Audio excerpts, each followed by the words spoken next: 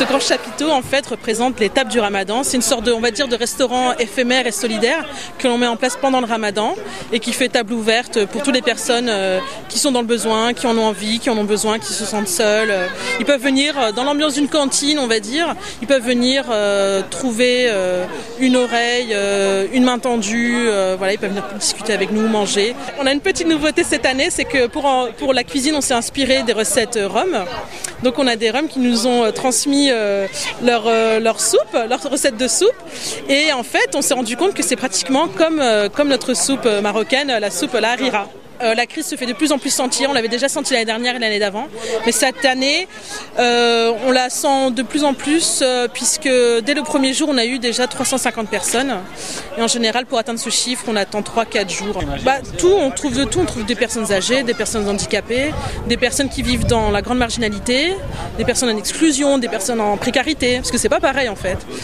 On trouve aussi des familles, avec des parents avec des enfants qui viennent ici, on va dire, partager un peu l'ambiance qu'ils avaient au bled mais qu'ils n'ont plus.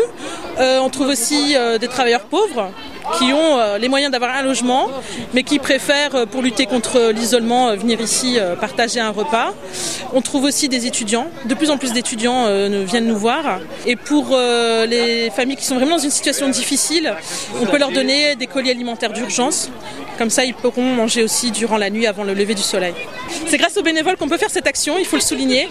C'est grâce à eux qu'on peut mettre en place toutes nos actions en France, en fait. On va dire qu'on a besoin entre 50 et 60 bénévoles par jour, puisqu'ils sont là dès 9h du matin jusqu'à 3h du matin.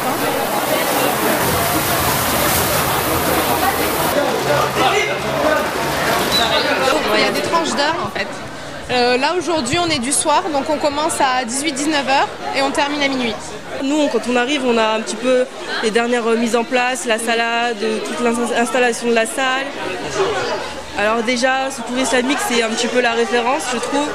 C'est déjà avoir l'occasion d'aider les autres pendant le mois de Ramadan.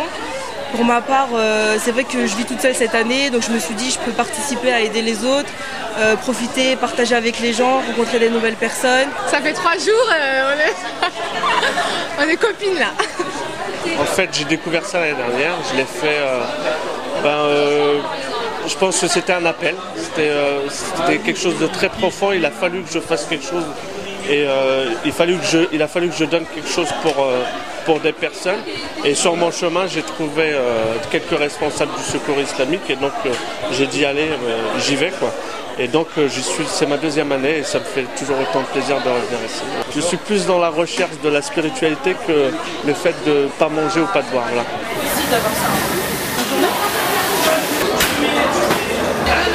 C'était délicieux comme toujours. Alors il y avait la charba, il y avait 4 articles vraiment copieux et résistants. On peut même pousser un mur, on va le faire tomber. Et en plus, c'est ouvert à tout le monde, c'est ce qui est très bénéfique. C'est ouvert aux catholiques, aux protestants, ainsi que tout le monde. On est très bien. C'est un plaisir, on se retrouve, on enlève les mauvaises pensées et puis ça nous rapproche. Ce qui devrait avoir même un peu plus. Vous accédez et après vous allez revenir.